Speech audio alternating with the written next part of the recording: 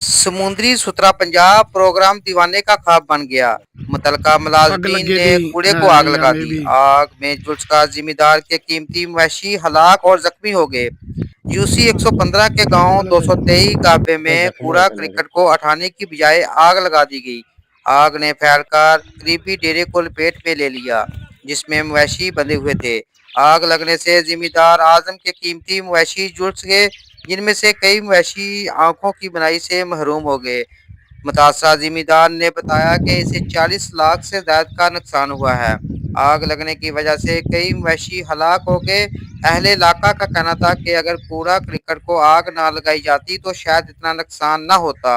अहले इलाका ने शदीद एहतजाज करते हुए मुतालबा किया कि मुतासरा जिम्मेदार के नुकसान का अजाला किया जाए। जी अस्सलाम वालेकुम जी।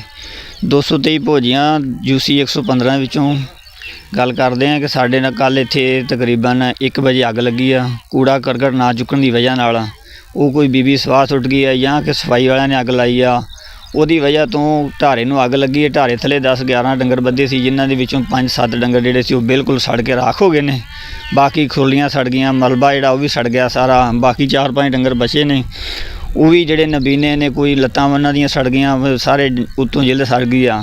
ਉਹ ਬਚਣ ਦੇ ਉਹ ਵੀ ਪਤਾ ਨਹੀਂ ਚਾਂਸ ਹੈ ਜਾਂ ਨਹੀਂ ਹੈ, ਵੀ ਉਹ ਅੱਲਾ ਪਾਕ ਜਾਣਦਾ।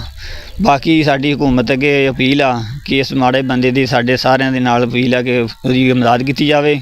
ਬਾਕੀ ਉਹਦਾ ਬਹੁਤ ਜ਼ਿਆਦਾ ਨੁਕਸਾਨ ਹੋਇਆ, ਤਕਰੀਬਨ 35 ਤੋਂ 40 ਲੱਖ ਦਾ ਨੁਕਸਾਨ ਹੋਇਆ, ਜਿਹਦੇ ਵਿੱਚ ਉਹਦੇ ਕੋਲ ਤਾਂ ਅੱਗੇ ਹੀ ਕੋਈ ਇਹੀ ਮਾਲ ਤੋਂ ਇਲਾਵਾ ਕੋਈ ਸ਼ੈ ਨਹੀਂ ਸੀ। ਛੋਟਾ ਜਿਹਾ ਜ਼ਿਮੀਂਦਾਰ ਜਿਹੜਾ ਨਾ ਹੋਣ ਦੇ ਬਰਾਬਰ ਆ, ਲੇਕਿਨ ਹਕੂਮਤ ਦੀ ਵਜ੍ਹਾ ਜਿਹੜੀ ਇਹ ਸਾਡੇ ਨਾਲ ਤਾਮਨ ਕਰ ਰਹੇ। ਔਰ ਸਾਡੀ ਅਫਸਰਾਂ ਨੇ ਵਾਲਾ ਦੇ ਅੱਗੇ ਅਪੀਲ ਆ, ਵਜ਼ੀਰ ਆਲਾ ਪੰਜਾਬ ਮਰੀਮ ਨਵਾਜ਼ ਸਾਹਿਬ ਅੱਗੇ ਅਪੀਲ ਆ ਕਿ ਉਹ ਹਦਾਇਤ ਕਰੇ, ਸਾਡੀ ਹੈਲਪ ਕਰੇ ਵੀ, ਔਰ ਇਹਨਾਂ ਦੇ ਨਾਲ ਜਿਹੜਾ ਉਹ ਬਹੁਤ ਜ਼ਿਆਦਾ ਤਾਮਨ ਕੀਤਾ ਜਾਏ। ਬਹੁਤ ਮਿਹਰਬਾਨੀ। ਇਸ ਤੋਂ ਅੱਗੇ ਜਿਹੜਾ ਸਾਡੇ ਕੋਲ ਸੁਣਾਇਆ ਨਹੀਂ ਜਾਂਦਾ। ਇੰਨਾ ਕੱਲ੍ਹ ਹਾਦਸਾ ਹੋਇਆ ਕਿ ਸਾਰੇ ਹੀ ਪਿੰਡ ਵਾਲੇ ਜਿਹੜੇ ਨੇ ਉਹ ਬਹੁਤ ਹੀ ਪਰੇਸ਼ਾਨ ਨੇ, ਔਰ ਇਸ ਹਾਦਸੇ ਦੀ ਵਜ੍ਹਾ ਨਾਲ ਇਸ ਵਿਚਾਰੇ ਦਾ ਬਹੁਤ ਜ਼ਿਆਦਾ ਹੀ ਨੁਕਸਾਨ ਹੋਇਆ ਵੇ। ਹਾਂਜੀ, अस्सलाम वालेकुम। मोहम्मद आसफ, पाक न्यूज़ समुद्री। आप देख रहे हैं पाक न्यूज़, पाकिस्तान की आवाज़।